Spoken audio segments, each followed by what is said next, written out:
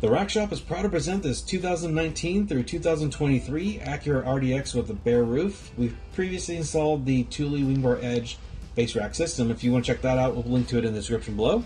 But this is just a quick walk around so you can see what the ProRide XT looks like on this rack.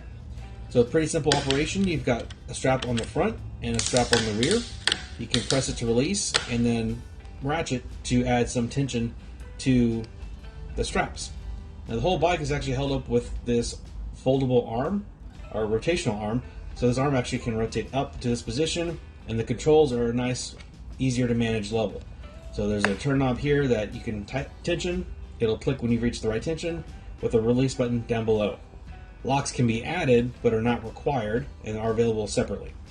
And this does work with most T-Track compatible racks, and is a really great, elegant, slimline bike mount, and in our opinion is one of our favorites. It's super easy to use. Sometimes the arm can need tensioning, but that's easy enough to do with a couple bolts on the bottom. Anyways, this has been a quick walk around for this product. For more details, pictures, or purchase any of this with a couple clicks, please visit the links in the description below. That's gonna be it for this one, but like always, thanks for watching.